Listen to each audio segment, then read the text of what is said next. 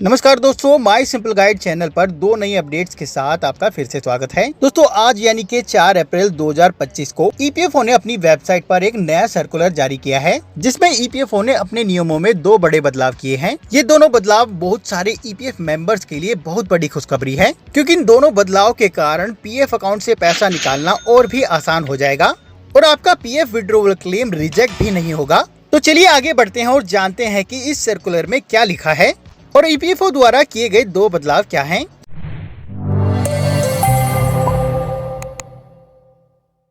यहाँ पर circular open करेंगे तो यहाँ पर लिखा है removal of uploading of image of cheque leaf oblique attested bank passbook and removal of the requirement of employer approval for seeding bank account details with UN. पहला यहाँ पर चेक लीफ या फिर अटेस्टेड बैंक पासबुक को upload करने की requirement को खत्म किया गया है, यानी कि जब आप online PF withdrawal claim apply करते हैं तो आपको वहाँ पर चेक लीफ की कॉपी या फिर अटेस्टेड बैंक पासबुक की कॉपी अपलोड करने के लिए मांगी जाती थी, पर अब उस रिक्वायरमेंट को खत्म कर दिया गया है।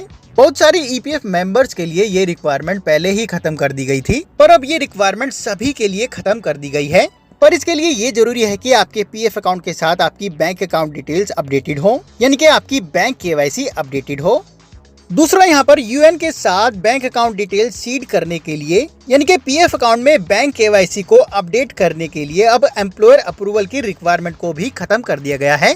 पहले जब आप ऑनलाइन अपने पीएफ अकाउंट में बैंक केवाईसी अपडेट करने के लिए या फिर यूएन अकाउंट के साथ अपनी बैंक अकाउंट डिटेल्स सीड करने के लिए ऑनलाइन रिक्वेस्ट डालते थे, तो इस रिक्वेस्ट को पहले बैंक द्वारा वेरीफाई किया जाता था और उसके बाद आपकी रिक्वेस्ट को आपके एम्प्लॉयर के पास अप्रूवल के लिए भेज दिया जाता था। और जब तक आपका एम्प्लॉयर आपकी केवाईसी को अप्रूव नहीं करता था, आपकी केवाईसी आपके पीएफ अकाउंट में अपडेट नहीं की जाती थी।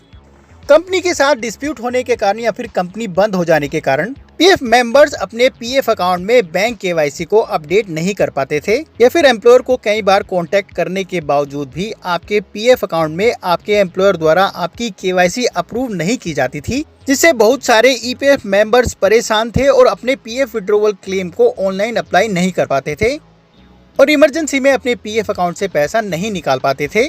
पर अब ऐसे सारे पीएफ मेंबर्स के लिए बहुत बड़ी खुशखबरी है। अब पीएफ मेंबर्स को अपने यूएन के साथ बैंक अकाउंट डिटेल्स को सीड करने या फिर कहें कि बैंक केवाईसी को अपडेट करने के लिए एम्प्लॉयर की जरूरत नहीं पड़ेगी। अब आप जैसे ही अपने पीएफ अकाउंट में बैंक केवाईसी को अपडेट करने के लिए ऑनलाइन रिक्वेस्ट डालेंगे, आपकी केवाईसी सीधे आपके बैंक के पास भेजी जाएगी और वेरिफिकेशन के बाद आपके पीएफ अकाउंट में आपकी केवाईसी अपडेट कर दी जाएगी, जिसके बाद आप आसानी से पीएफ विड्रॉवल क्लेम या फिर पीएफ ट्रांसफर क्लेम कर पाएंगे।